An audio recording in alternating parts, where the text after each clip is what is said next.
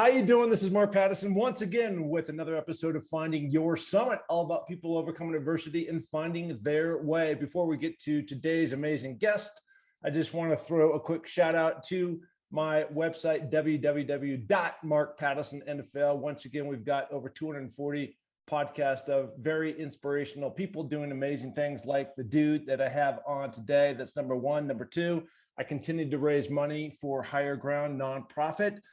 You can go to that tab on the philanthropy, and these people are doing just absolutely amazing things here in Sun Valley, Idaho, New York, and Los Angeles in terms of trying to give those, especially military people, empowerment to do great things out there in the world. And of course, you can continue to go on and push the little red button on my website, which will take you to the NFL 360 documentary of my amazing trip up Mount Everest and back down safely. So that button is there. So on that note, let's get into today's guest. He is the one, the only Ted Nugent. How you doing, buddy? Mark, I'm doing so good at stupid, and I'm willing to share it with you. Thanks for having me on, because I understand by all social indicators that you, Mark, deserve me, because you are a warrior for life, liberty, and the pursuit of happiness. Every day is a Mount Everest. Let's climb that son of a bitch, shall we? Now, why is it that a lot of people just haven't figured that out? You know what? You said it in a different way than I've said it for a long time, but you know, it's just like, to me, life is so precious, right? And you've been a guy, and we're going to get into it with your music career, but you've been a guy that have had so many just different amazing experiences, from TV, from movies, from these different hunts that you do, to this incredible music catalog of amazing tunes. Like, why don't people get up there, get up in the morning charging hard? Well, you know, I graduated from the American anti-education system, and I always say I didn't go to college because I was too busy learning stuff. Yeah. I'm just a lucky son of a bitch from birth, born in Detroit in 1948. Stop and think, Mark. The whole world recognized the self-evident truth that the American GI warrior, the military warriors of the United States of America, intervened to crush the pure evil of the Japanese Empire and the Nazis. And I was born just a couple years after that, 1948, where Detroit was the arsenal of democracy. I mean, what better environment to begin life than the arsenal of democracy, where good clearly crushed evil. Now, I couldn't have told you that when I graduated from high school in 1967, but over the years, I was always approached by heroes of the military because they would hear my uppity, rather flame-throwing, outrageous double gonzo radio interviews celebrating my outdoor lifestyle. I was born in Detroit in 48. My dad was already a follower of the great visionary Fred Bear, discovering the mystical flight of the arrow, the origins of Zen, to control, commandeer, and revere the autonomy of choosing one's path in life, which is the mystical flight of the arrow. And again, I couldn't have told you that till I was in my 20s, when I spent numerous campfires with Fred Bear and my dad, realizing that an intelligent step in the woods, conscientious, cautious, using God's gifts of awareness and reasoning predator spirituality, that conscientious step rewarded you. A stumbling step, there was no reward because the animals would see you coming. The reward was getting close to the animals. I didn't kill anything for many, many years, but I understood my relationship with God's miracle, this creation. This long, convoluted answer to your question is that the discipline of my dad and the discipline of the healing powers of nature rewarding me with conscientious choices versus numbnut choices. And then I was faced with the tsunami of numbnut choices, with people getting stoned and drunk and drooling and throwing up and dying. And they called it a party. That's not a party. My party is around a campfire, sharpening an arrowhead, absorbing with a clear, clean and sober radar the pulses of life. and I know you understand, because you don't get to Mount Everest without understanding your role in a conscientious participation with the pulses of life. Well, that's why my guitar breathes fire. That's why I get up in the morning and I actually harass my beautiful wife, Shemaine, with snuggles and smooches. And she goes, enough. Okay. All right. So I'm an old man, and I know you respect your elders. I'm 73 years clean and sober. No, man, you're clean and sober and you're young at heart. But, I think also another thing with you, Ted, is that you have the power of curiosity. And I think that, absolutely, I'm a critical thinker. Yes. Right. So whether you're right or whether you're wrong, you're always out looking for the search of your own truth. And a lot of what you're talking about, and I know I've done a lot of research on you. I can't tell you how many times up and down the mountain I've gone listening to you and Rogan go at it. I mean, that's a long ass podcast, but it's just the whole thing about you getting into nature and what everything in life means down to the core. And that probably has a direct relation to a lot of the songs that you've written over time, the lyrics that you put to that. Growing up in Detroit, then, was that your musical influence? Because you had a lot of things going on there, right? You just talk about the environment, but for sure, I mean, the Motown, I know you're not a Motown guy, but I mean, there was so much that was coming out, right, in that area.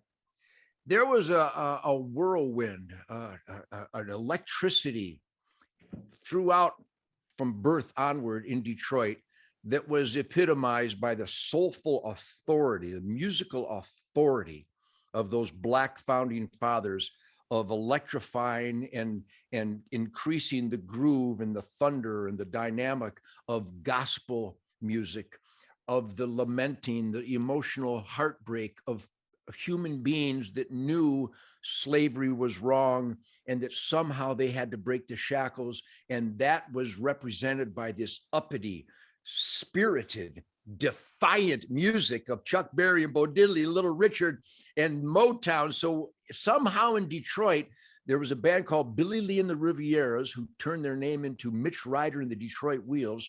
I opened up for them with my band, The Lourdes, in 1960. There was another band that night, Martha and the Vandellas, a brand new band from Motown. So I was literally mesmerized, and you used the most important word for quality of life, curiosity.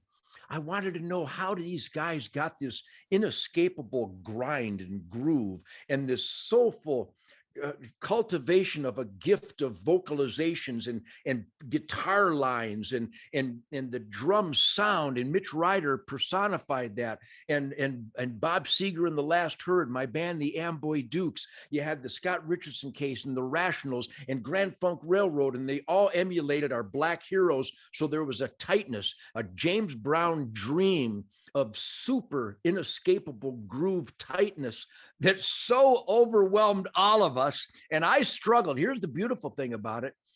Climbing Mount Everest is a struggle that I can only imagine, but I so struggled to learn these guitar licks, Chuck Berry guitar licks, and Dwayne Eddy and Lonnie Mack and the Ventures and Motown grind. I struggled. I practiced. It was so frustrating. But I never gave up, and we started recording, and I've always celebrated those Black artists. You can't play killer rock and roll without James Brown and Wilson Pickett and Motown and the Funk Brothers. So my curiosity and how my jam session, whether it was Jimi Hendrix or Billy Gibbons, or on stage with Hart, or on stage with Brian May and Eddie Van Halen, or playing with B.B. King, I wanted to remain clean and sober so I could accurately absorb their genius.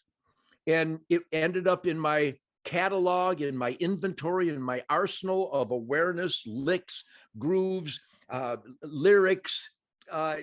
So I've been overwhelmed, but it was a photo finish, and the finish hasn't ended yet, of the mystical flight of the arrow getting close to wild animals and the music that is primal. Well, Mark, what is more primal than killing your dinner with a sharp stick and playing Chuck Berry music? It's the most important things: parenting, being a good neighbor, being a productive citizen. That's the original primal instinct. And I've been able to not only identify that early on, but make sure I never lose focus of that.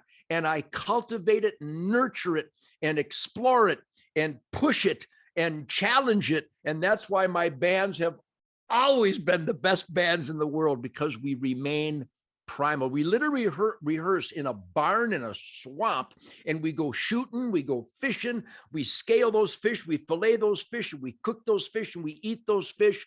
We're so connected to the original earth pulse that's why my songs sound like they sound. I'm convinced of it beyond a shadow of a doubt. Well, listen, man, I live out here in Idaho, so you know about that, right? There's Yes, a sir. whole lot of, I'm 100 yards from the river and all kinds of great stuff around.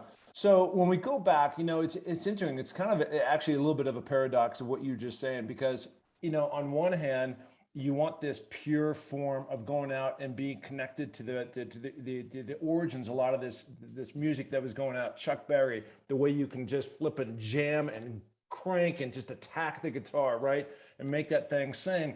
And at the same time, like when you go back, and the reason why I'm so excited, because so much of my youth, you were in it. You don't know that, but you were in it, right? So I grew up in Seattle, Washington, and so I'm up there, and we're in high school, and we're Stranglehold Baby, and all the Cat Scratch Fever and Hey Baby. I could just go down the list. And the irony is that in those days, in particular, you were part of that whole big stadium rock and roll, right? And it was amazing, right? And you're there with the long hair and jamming and doing your thing, right? No shirt on, fit as can be, but you're out there. You're basically singing. Yeah, there it is. There's the rock and roll. There it is. There's the instrument. There's the weapon. But you're basically out there singing to all these people who are just the kind of the opposite of that. They're there. They're probably stoned. They're drunk. They're all that stuff. And those were your peeps that idolized you. And because of your energy that's on stage that you've always had, I think we all just assumed that you were part of that group, but you weren't. You've leaned this in this business that is not necessarily like you've been very clean and sober, throughout the entire span of what you've done. So, from your standpoint, like when you go and you're in this environment from the other musicians you played with, and, there's a lot of people that are taking a lot of drugs. How did you deal in that environment? Well, it's always been a standard statement that Nugent doesn't party. Oh, I party, but not with drugs or men. But my parties don't include spittle or throwing up or dying. Yeah. I don't know how that ever became known as a party. That's not a party. You want a party, hang out with Uncle Ted around a campfire with a guitar and beautiful people and smart, cocky, funny, uninhibited people. That's my kind of party. So it is important. And I've always celebrated this. And if you go to my social media, and I've always raised hell. I've been clean and sober my whole life. I'm 73, and I will outrun your ass. I will outskin your ass. I will outshoot your ass. And I'm just a simple guitar player from Detroit, but I carpe diem, man. God gave me another day, and I'm going to use it to the best of my ability. So when I was surrounded, before the hippies and the stoners, there were the beatniks. I was playing the University of Detroit fraternity party at the age of 11, and it was beating. It was Dobie Gillis and Maynard G. Krebs with the beret and smoking this really delicious smelling cigarette, and I had no idea what it was. In fact, for many, many years, I still didn't understand it, but they would get loopy. Yeah. And my fellow musicians would get loopy. Mark, the gifted virtuosos that I've been surrounded by since 1959, 1960, I could name every drummer, every bass player, every keyboardist, every guitar. I mean, gifts from God musically, artistically, adventure like Lewis and Clark of uncharted musicality. But the more drunk and stoned they got, the looser, and not loose can be good, has a swing to music. Some music is swings, especially Zydeco and good R&B has a loose swing, but it's not sloppy. And the stoners and the drunks got sloppy.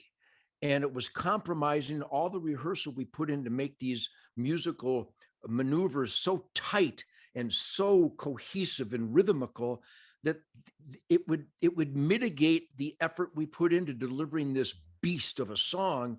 And so I started realizing that, man, if we're going to be the tightest, most energized band, you got to be clean and sober. Yeah. What a Mount Everest that was for me, because I was surrounded by stoners and drunks that thought they had to have that outside influence to loosen up and be adventurous. And Keith Richards notwithstanding, and a lot of great music has come from a lot of stoned and drunk guys.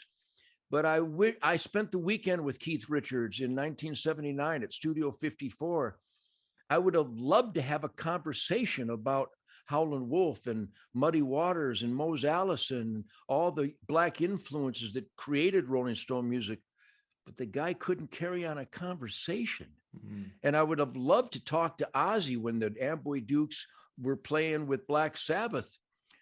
But, you know, if you can't have a communication, what do you have? Yeah, and I'll tell you what you have: nothing. You know, so, I just want to echo what you're saying, because, you know, I'm obviously, you know, I played in the NFL, and there weren't a lot, but there were always some that, you know, were on drugs and we're trying to hide it and all that kind of stuff. And it's just, you know, it's just such a foolish path. And there's never, you can't give me one great story, one great outcome of something that's had an arc. Even the guys that are now clean and sober, which is, you know, thank God, but they had to go through the trials and tribulations and breakups and marriages and rehab and the amount of money and all that kind of, there's no great story to somebody starting drugs, taking drugs. And I've been on that path for a long time, you know, just like the same type of thing, just banging the beat. And there's so much life that's out there that you don't need to do that. You know, and I have such great friends in the music industry. All the A-listers are my buddies. I mean, just phenomenal talents. They don't remember those great moments where God gave them the gift of playing in front of 100,000 people and unleashing these magnificent pieces of music to connect them with the audience. I remember every gig. I remember every stage, every PA, every audience, every song list. I remember everything I wore on stage. I remember the etude that the drummer and bass player and I went on, this folly of a musical Northwest Passage in the middle of Wang Dang Street. I remember it all. And I try to have conversations with these great, great men in the industry. They don't remember. And they struggle to communicate, and they're good people. They're kind people, but there's a weakness inherently in the human species where you can actually you can make the horrible mistake of acknowledging that there might be a thing called peer pressure. Mm. It's false. Well, unfortunately, it happens to be true. But if you stand strong, there's no peers. I'm me. You're you. We have a lot to communicate and share and unite upon. But I'm my decision maker. Now, there is Mrs. Nugent pressure. There, you know, we're getting angry at the government for giving these illegal mandates. Well, I'm not susceptible to any mandates from any man, only from Mrs. Nugent. No. And there's no peer pressure available to Ted Nugent except from Mrs. Nugent. She could pressure me and she could mandate me, but she's so smart, she never goes off the rails. My point being is that in the whirlwind of this nonsense known as celebrity and stardom, and it is nonsense, there's value to it when you create a great weld and your weld stands on that bridge and the bridge hasn't collapsed because you're a star welder. That's a star to me. And the music that we create, the soundtrack of our lives, those people are stars and they are celebrities. But as a bow hunter, the deer don't give a rat's ass how many albums I've sold. They don't prevent a broadside shot because I'm a celebrity. Celebrity doesn't help you be a dad. Celebrity doesn't help you be a husband. Celebrity doesn't help you be an entrepreneur. Celebrity doesn't help you be a positive force in your neighborhood. Celebrity doesn't help you be a steward of resources, to be a good conservationist, to optimize quality air, soil, and water. That comes from a humanity, not from a celebrity. And so I love when people stop me on the street and rave about these wonderful songs I've created, because I love my music. And that's a great connection, but it doesn't hold merit. If the house is burning, my clean and sober athleticism might save a person. My stardom won't. It's a really, really clear way that you see the world, because you're absolutely right. I think, and I've said this for myself for a long time, that it's so easy to be average. It's hard to be great. And I wouldn't say I'm great, but greatness is a journey. And if you're always striving for that, you can't do that, if you're depleted, right? You'll never, ever flip and get there. I would like to inform the deer, the moose, and the elk that run around here that you have actually sold 40 million albums, which is just insane. There's a buddy of mine. So, I'm from the great state of Washington and from Seattle. That's where I grew up. I haven't lived there in quite some time, but there's another guy that came out of there, Duff McKagan, who you may or may not know, great bassist for Guns N' Roses. And so we were on the same little league football team, if you can imagine that. And there was one point, yeah. And so after the kind of after the first big round that they'd become big, and then they broke up for a number of years, and we were sitting down and we were having this conversation. The conversation, I was like, what is it like? And I'm asking you the same question. What is it like for you, Duff, to be in a stadium? There's 100,000 people that are going, cuckoo, and can't wait for that next song. What is that like to hold that power in your hand, to be out there in front of it? And for you, you've got that amazing guitar, and you're out there and you've got that baby cranking. What is it like to look out there and have everybody singing your song? They know your words, right? And they're singing it back at you. What is that like? It's out of body. It literally is floating in the ether. It's the physics of spirituality. And with me, I never compartmentalized it as a power, but rather as a unification, because I love my music. That's why I play my guitar every day, to find new expressions of beyond humanity, which I've really accomplished. I have a brand new record called Detroit Muscle, and there's a song called Feedback Grind Fire. And let me quote the lyrics to Feedback Grind Fire, because it answers your question. Yeah. You're humbled that all these people paid hard-earned money to celebrate these songs that you created, and the effort you put into making them powerful and tight and emotional and defiant and uppity and sexy. Every imaginable human fiber is expressed in music. But the song says, tell me what you want, tell me what you need, tell me all your wildest dreams, give me some feedback, grind fire, tell me what all of this means. Did it feel good? Did it feel right? Did I set your soul on fire? Did you fall in love? Did you live your dreams? Give me some feedback, grind fire. That could be a love song to Shemaine, and it's a love song to my fellow man. Yes, I have to be the best that I can be if I'm going to save you from the burning house, or if I'm going to give you some information based on my radar absorption of evidence, truth, logic, and common sense, especially in this culture war, in this horrible time in America. Am I in the asset column, not just for me and my family and my land and my community and my country and the world? I want to be in the asset column for you.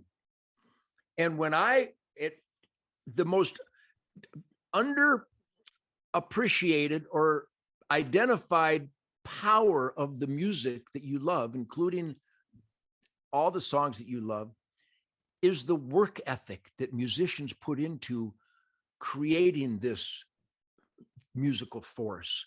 When they get on stage, they know that arrangement, and they know the nuances of the changes from the verse and the middle eight and the choruses and the intro and the solo and the crescendos. The work ethic of all your favorite bands is one of the most underrated elements of the music industry and the music world. And so when you're out there, there's a sense of immeasurable joy and satisfaction that all your hard work to create these songs and deliver them with such spirit and authority and energy and piss and vinegar and sexuality and emotion and outrage, and that they're loving it. It could go to your head and turn you into an egotistical dirtbag. Or in my case, and I know people think I'm an egotistical dirtbag, but in my case, I'm humbled beyond measure. I love this song and this guitar movement that I created. And so do they. Yeah. They appreciate the effort I put into this. They appreciate the sacrifices we've made to go on tour all the time and to rehearse so diligently. They love our effort and the product of that effort. So I guess my opening response, it's out of body. It's one of the great Mount Everests available to mankind. And I tell you, every gig, I've done 6,766 rockouts. That includes some jam sessions and some spontaneous getting up on stage with Tim Montana at the ZZ Top concert recently and playing Cat Scratch Fever. I love to play. If there's a guitar and an amplifier nearby, I'll be on that sumbitch. So when you see that kind of huge crowd celebrating your efforts and your musical vision, it can be very empowering and emotional, because you wonder, how in God's name could my love of music and discovering these musical maneuvers, how could it make this many people this excited? It's awesome. So I was watching last week. It's a completely different style from you, but I think you appreciate all styles. And so I was watching Brian Wilson, and he put together this album called Smile. Yep. And there was probably 20 different musicians. There was people in the string, and then they had all these singers. And I'm watching this mastery of his art being put together. It was just flipping crazy. Like his process, I can't even imagine, like the rehearsal. They were doing this now, is filmed in front of a live crowd, and everybody's got a different kind of instrument, and they're all singing different parts and harmonies, and you got the violins and you got the horns and like to be able to comprehend that was mind blowing to me. Yes. And so for you, like when you're coming up with all these songs, right? You've had all these albums, and we'll talk about Damn Yankees and some of this other stuff, and all these things that you've done, like how do you do that? Well, like, why can't I just sit down with my guitar and come out with something amazing like you've done? Like what is that gift that you have? Well, I do a lot of interviews because people are fascinated by that process and the musical creative lifestyle. I'm fascinated by it. I conduct interviews with great musicians. I had Billy Gibbons on my Spirit Campfire, and Ricky Medlock from Blackfoot, and Leonard Skinner, and I had my Damn Yankees on, and Derek St. Holmes, and all these phenomenal musicians. And everybody's fascinated with how you write songs, and they all do. John Rich, my buddy, John Rich, Kid Rock, my buddy, Toby Keith, my buddy, Blake Shelton. These guys are songwriters, and they do sit down with a pad of paper and a pencil and their instrument, and they contemplate a song, and it works. Obviously, they created some masterpieces. I don't. I have never sat down in my life with paper and pen. I'm here in my man cave cuckoo's nest right now, surrounded by artillery and bows and arrows and dead animals on the wall, and much spirit, a lot of voodoo, a lot of mojo in my man cave cuckoo's nest. Just the ammunition alone will give you a boner. So I do earthly things. I go out and check my traps, and I catch varmints, and I skin them. I kill a deer, and I gut it, and I cool it, and I clean it, and I skin it, and I train my dogs, and I work on my truck, and I can't believe I have any fingers left. So I am down to earth, earthly, grounded. I'm dirty. And when I come in from my everyday out all my life, from the Amboy Dukes to the Ted Nugent solo maneuvers, to the damn Yankees.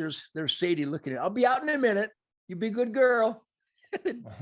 Dogs are they're so beautiful. So what kind of dogs you got? What kind of dogs you got? I got a German Shepherd, the world's greatest duck hunting German Shepherd, Coco. And Sadie, the lady, is looking at me very jealous. She's a yellow Labrador, world's greatest bird hunter. And Happy Jackson is a Catahoula blackmouth cur. This guy will climb trees to kill a squirrel. He's awesome. He's Ted Nugent of the canine world.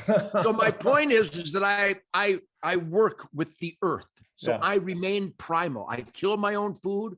I gut my own food. I skin my own food. I butcher my own food. I maximize the habitat so that there is biodiversity, clean air, soil, and water. So I am Cochise.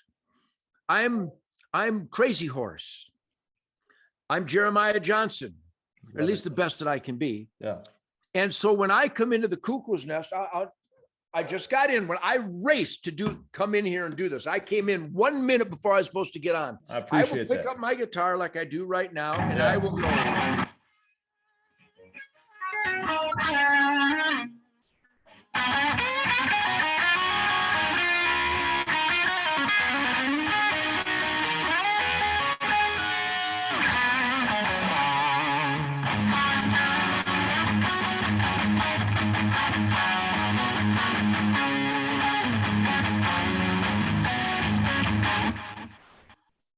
I've never played those licks before in my life. I have no idea what that was. And I don't know how the technology translates the tone, because the tone in this room is awesome. But I am so purified every day by humbly participating in God's healing powers of nature that my dogs are protesting, that my music is as pure. It's going to be worth it. Hang on. I'm going to get the dogs in here. All right, bring them in. Don't go away. What do you want to do? Huh? Come on. All right. There's Happy Jackson. Here's the team. There's Happy. Oh, there they are. Oh, I love those guys. Sadie, lady, I love you. I'll be out in a minute. Daddy's got to go to work. I got to tell the world how beautiful you are and how delicious the ducks are that you've retrieved. So I don't write songs. I ejaculate them. Oh. I unleash, and the groove will have a pattern and a cadence and a lyricism. And I unleash those instinctive cadence, syllables, and lyrics that are in my arsenal of life's experience or dreams of an experience. And on the new record, Detroit Muscle, the opening lick, what a lick. I mean, I came in one morning, I went,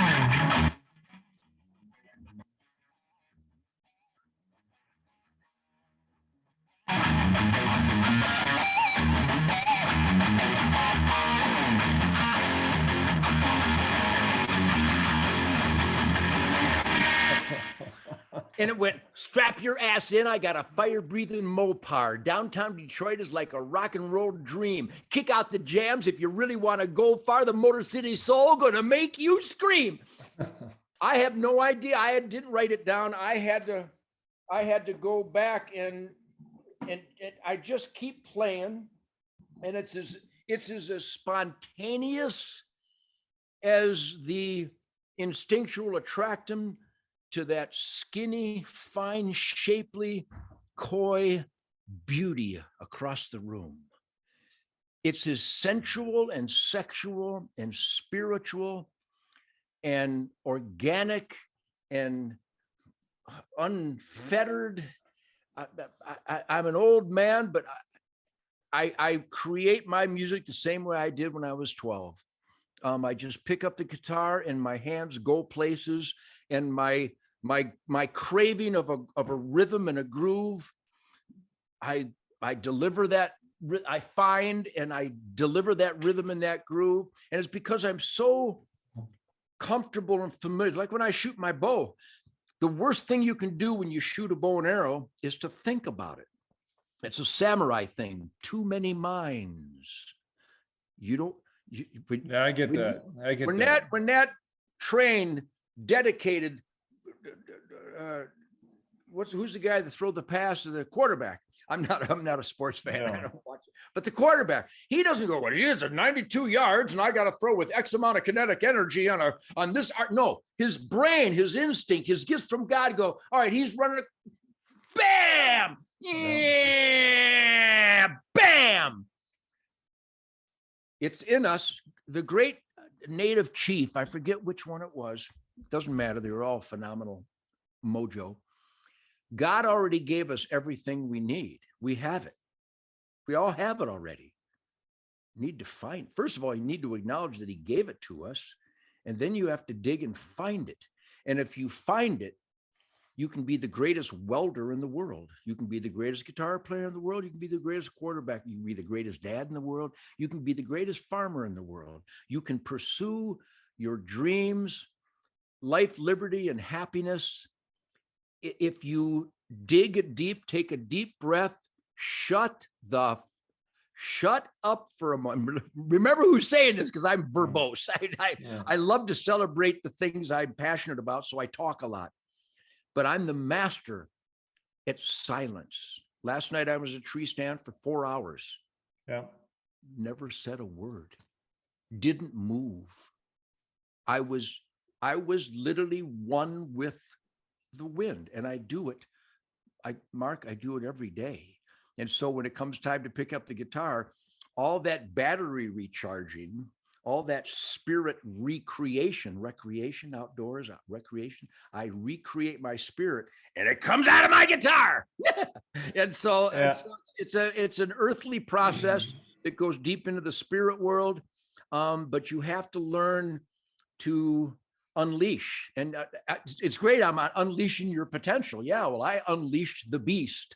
And at my age, how lucky am I to be this passionate and excited and motivated by those dreams that I had 70 years ago? It's really interesting because, again, I moved from crazy California to Idaho. I live in a little town called Sun Valley, and I'm right outside the mountain. So I live at 6,000 feet. And I moved here 10 years ago because I was going through a bad patch in my life.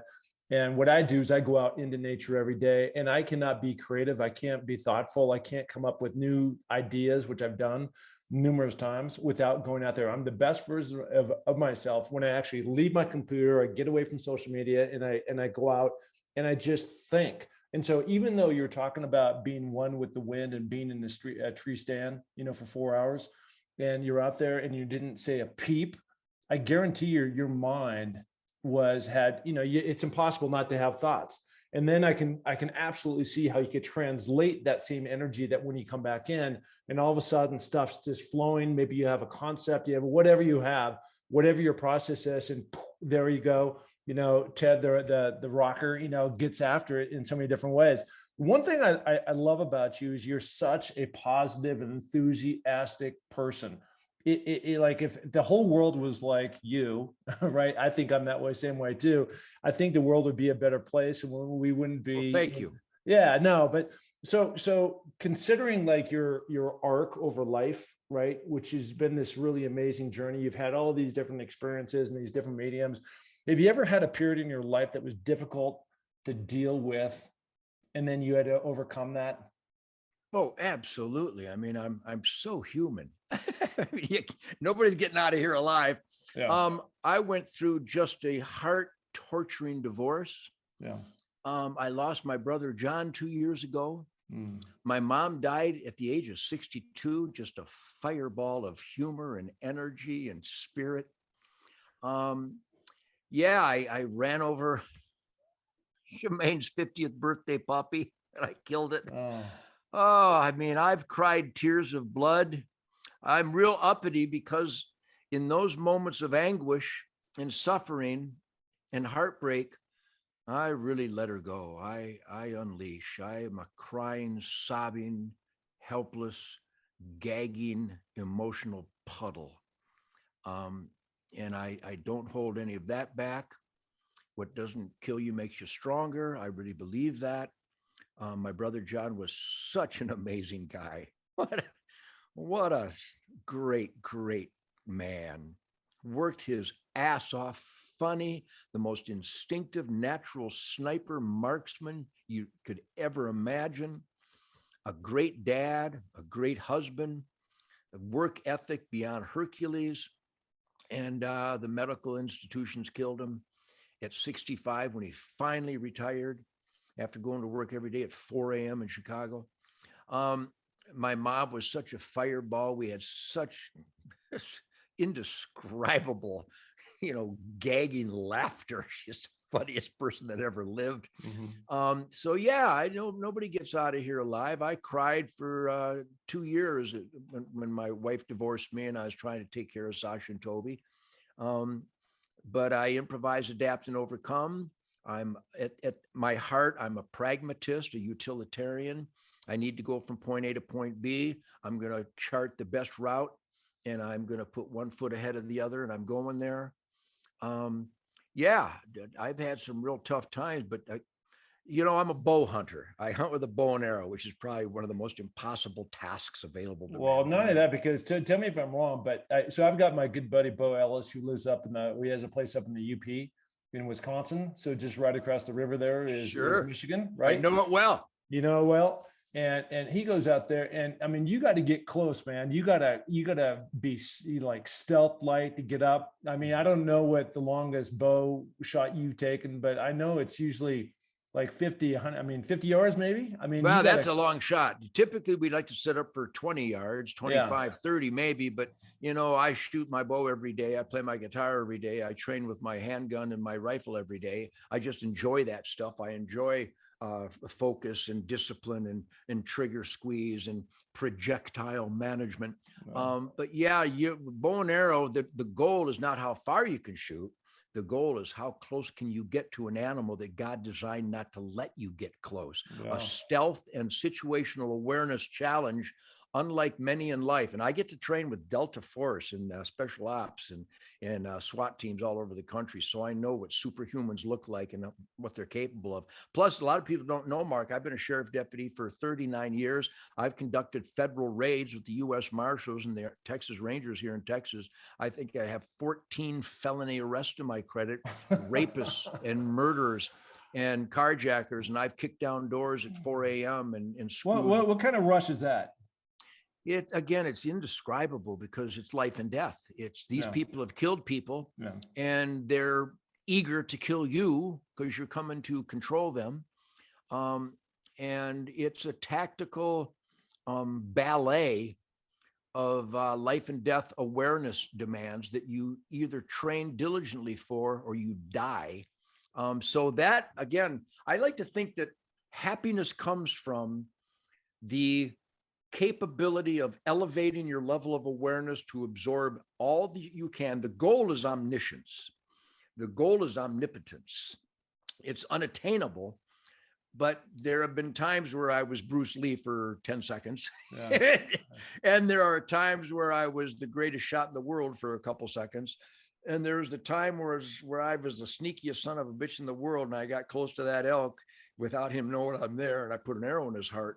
But those are challenges and moments that you need to earn through effort, patience, discipline, challenging one's capabilities to go beyond what you think your capabilities are. This language is your language, Mark. I'm speaking your language, and you and I are not alone. There's a bunch of us out there. I got farming buddies who know this stuff. I got my musician, Greg Smith on bass guitar, Jason Hartless on drums. This is their language. These guys pursue a samurai levels. The music is a martial art in our world.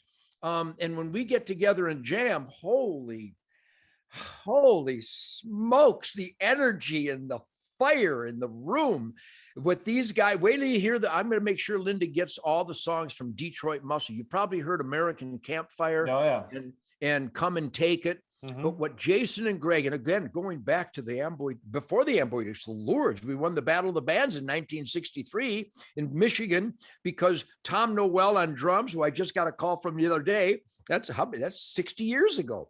and Pete Prim on bass, and John Finley, God rest his soul, on rhythm guitar, and John Brake, God rest his soul, on vocals. We were a tight teenage musical force because we were inspired by James Brown and the Motown Funk Brothers and Chuck Berry and Little Richard, and we knew that we had to deliver fire. And so my musical cohorts throughout my life, epitomized by Greg and Jason in 2022. I use terms because there aren't any real terms to qualify, but out of body, samurai, musical martial arts, a Bruce Lee moment of definitive humanity capabilities. And that's what you had to have that to go up Mount Everest. Mm-hmm. You got to do that to go to whatever Mount Everest one chooses in life. And I'd like to think that today, in insanity of 2022, that today I'm going to pursue a Mount Everest today. I'm going to climb a mountain that maybe nobody's charted yet. People go, well, I'm an adventurous guy. The road less traveled. Oh, no, that's not good enough. The road less traveled, not me. No road not traveled. That's where I'm headed. I got a Ford Bronco. I'm going to go find a spot where Lewis and Clark. That's actually really good. I love that. Hey, let me ask you this. So again, I'm a little bit younger than you are, but I grew up in the, my musical influences were, the 70s, no question about it. Right. And so I look back on it. I was thinking a lot about this, Journey, Styx, Boston, Led Zepp, The Who. You mentioned Heart, my hometown, rock idols. Those two girls kick ass, right? Van Halen, Aerosmith. Why don't we have these great? You're in this group. Why don't we have these great bands? Why haven't those types? And look no further than all these classic rock stations, right? Why? Because everybody loves listening to all this musical golden era that we had back in the day. Why don't we have these bands anymore? Well, there's a number of dynamics at play here, and I think I may be the best guy to answer that. Yeah. Number one, all your favorite high energy, grinding, authoritative musical forces, we beat the crap out of people. We wore people out. I mean, you go to an AC/DC concert when AC/DC and Def Leppard opened up for me in '78, and then Def Leppard and then AC/DC and then Ted Nugent. Where do you go? Now what do you do? And that happened every night. And then you got Aerosmith, and you got ZZ Top, and you got Van Halen, you got Montrose, you got Sammy Hagar, you got Foreigner, you got Journey, you got Heart, you got Cheap Trick. Yeah, are you kidding me? We literally pummeled people into unconsciousness with the energy and the fire of our music because, Mark, we were the direct connectors to the original founding fathers. Every one of those bands you and I love, and we could go on, Grand Funk Railroad, Brownsville Station, Bob Seger, doesn't matter. We carried from Chuck Berry's hand, we grabbed the baton. So the influence of these fire-breathing Black heroes were still connected to us as we took the baton and continued that musical marathon. Now, add to that the dumbing down of America, where people don't know, much less value, the history of the struggles to make the American dream. Do you realize what the pioneers went through? Can you imagine? I've said that to myself. I said that I've spent a lot of time in Montana, and obviously I'm here in Idaho. I've spent a lot of time thinking about looking at that country out there, what those guys had to blast through. Lewis and Clark, insane. Tough, indefatigable adventurers who could take on anything. Well, we pioneered and we developed, and then we handed off to the next generation, cush. They became softer. The work ethic, though it's still alive and well, it's diminished in many stratas of our society. And in order to play music like ZZ Top and Ted Nugent and Aerosmith and AC/DC, you got to be a hard-working, fire-breathing, passionate, energy, never give up guy. All those attributes I just named that created everything good in the world, they've diminished. Now add to that the industry is gone, and that if you bust your ass and spend $250,000 making a record, what do you get, a penny for every 4 plays on Spotify? Well, if you own land and you've cultivated the greatest apple orchard in the world, and then the agriculture industry has created a system by which your apples aren't worth anything, you're not going to cultivate the best apples in the world anymore. Yeah. You understand? Yeah. I mean, it's just too bad that you talked about the baton being, grabbed from the, James Brown and Chuck Berry and those guys, and you guys, and, there was just this huge, just like battle of the bands we used to go to, right? Yeah, up in my little stupid hometown of Seattle, way back in the day. And these guys were just grunting and rock and roll, and they sounded like Styx or, you or somebody else, are out there. And it's just such a bummer that today's young musician, regardless of the economic, formula of the way these guys make money, haven't also grabbed that baton, and that hasn't continued to go, or maybe it will come full circle. I don't know. But it's hard to say. My new record, Detroit Muscle, is the real McCoy. It might be the last of them. There's still all the classic fire-breathing, soulful musical authorities are still touring. You can still go out and see Foreigner, and still see Heart. You can still see ZZ Top. You can still see Sammy Hagar. Eddie's gone, God rest his soul. But those of us that touched Chuck Berry's handoff, we're alive and well. Did you get to play with any of those guys? Mark, I played bass guitar for Chuck Berry and Bo Diddley. Are you kidding me? You wonder why I'm like this? You wonder why I have all this fire? And I jammed with B.B. King.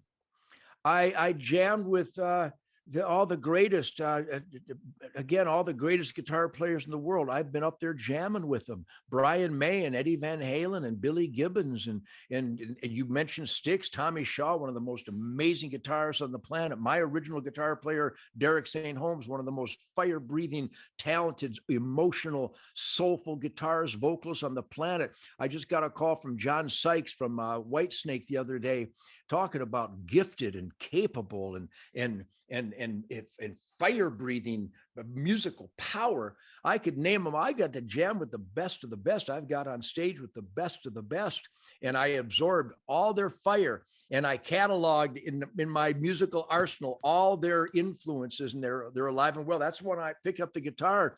You can hear everybody from Howlin' Wolf and Muddy Waters to Mike Bloomfield and Chuck Berry. Are you kidding me?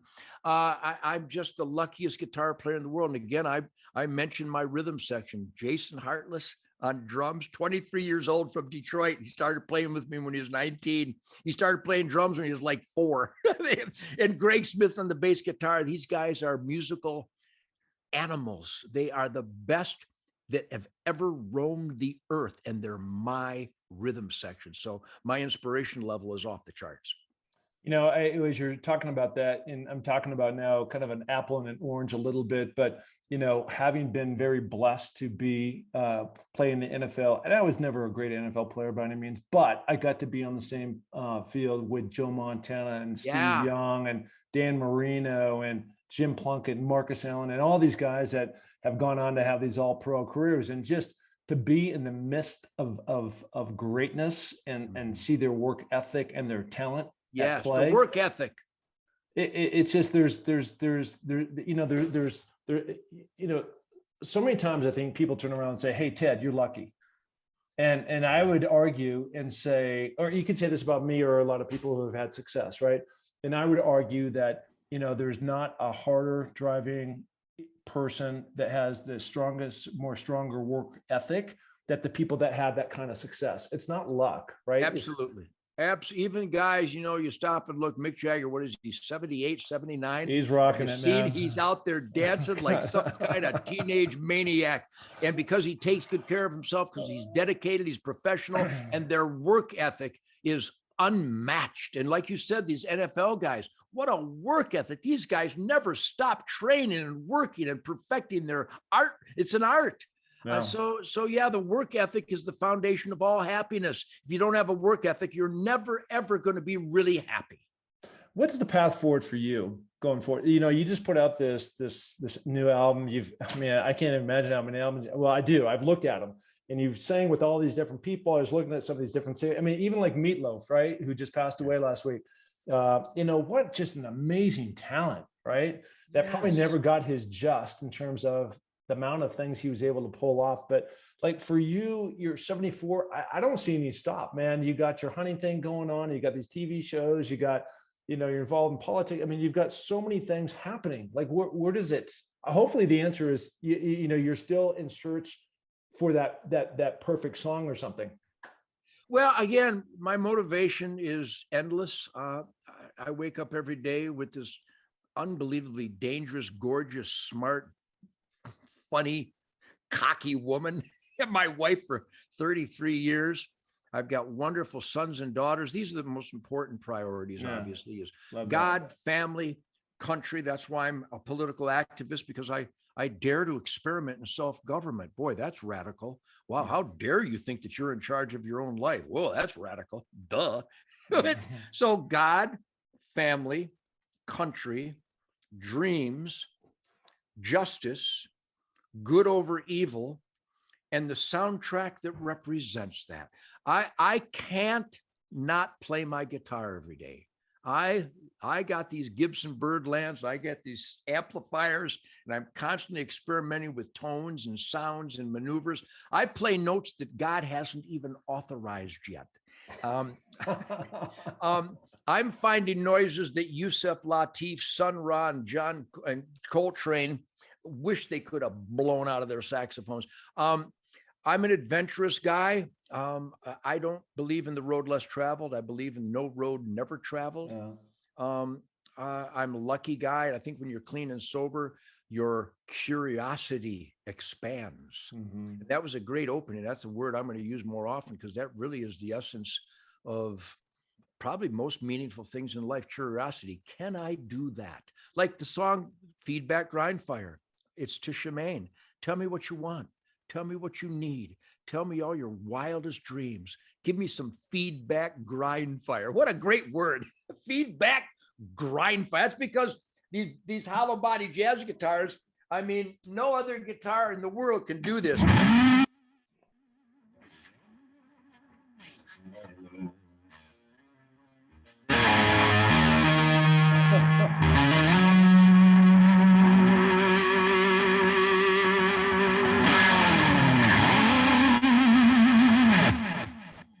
Look at the goosebumps. What is that? I love that, man. You got me goosebumps. Hey, hold on to that guitar. Hold on. Yeah. Put that guitar back in your lap.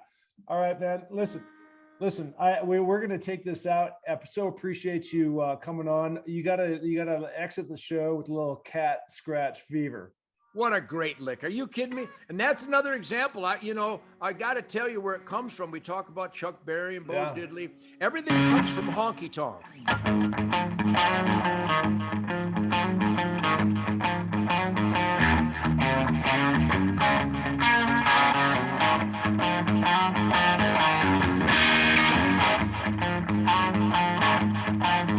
Everything's there. Yeah. Well, because I'm always experimenting instead of just going.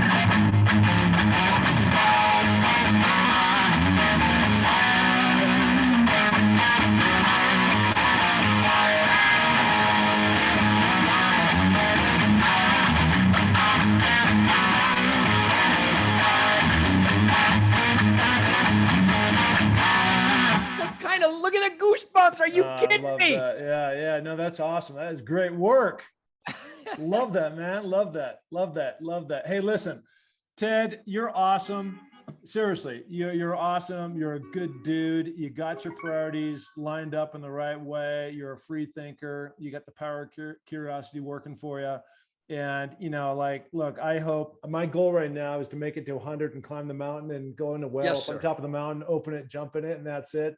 Now I got a long ways to go. So I think we're in some ways we're connected in that way. I've continued to pursue the life and that, like you said, the road way less traveled or not even traveled, to get to that end point of what that rainbow looks like. Well, Mark, thanks for celebrating truth, logic, common sense, because it's self-evident truth. It's very logical and it's commonly sensible across this land. And I appreciate you digging into those things that I love and I still crave and I'm still passionate about, but I'm not alone. I'm not the weird guy. What I'm expressing here today is what expressed by the hardware store operator that comes to my hunting camp every year, the teachers, the cops, the soldiers, the airmen, the Marines, the everybody who shares campfires with me. Truth, logic, and common sense isn't a Nugent hunch. It's alive and well. You represent that. And I think your opening statement about the value of curiosity is also still alive and well. The American dream is available to anybody who puts their nose to the grindstone. A lot of people don't even know what that means anymore. And that they make certain sacrifice, take risks, be that man in the arena, in the swirling dust of this wild life God has created. And we're going to stumble. We're going to bite the dust once in a while, but we got to get back up, brush ourselves off. And like the great white buffalo, we don't back away from the storm. We greet the storm. We head straight into the storm with that big furry head and those horns, and we take on anything that Mother Nature or mankind can give us, and we persevere. So I know that's your battle cry. I know it's my battle cry, and it's approaching universality across this land. I live in Texas now, and rugged individualism is alive and well. That spiritual work ethic to be in the asset column is still thriving across this great country. And I hope people, in fact, I'm going to go ahead and mention, I want people to join me at hunternation.org. hunternation.org. It's not even about hunting, but the hunters and the fishermen and trappers, the conservationists, down to earth, grounded families of this country. They believe in God, family, country, freedom, the Bill of Rights, the Constitution, the Declaration of Independence, work ethic, the sacrifices needed to be in the asset column. And Hunter Nation is trying to vet candidates to make sure that they live up to their constitutional oath and they represent the core values that created the greatest quality of life in the history of the world in the United States of America. hunternation.org. If you're not participating in this blood and guts, hard-earned experiment in self-government, you're not in the asset column. You're in the liability column. So there's a lot of evil forces out there. I've never seen so many evil forces in the world right now, right here in America. hunternation.org. It's conservative families in the asset column, making sure that those who we elect to represent us also are in the asset column. hunternation.org. Awesome. All right, buddy. Listen, thank you so much. You're awesome. It's great. He is the one, the only Ted Nugent.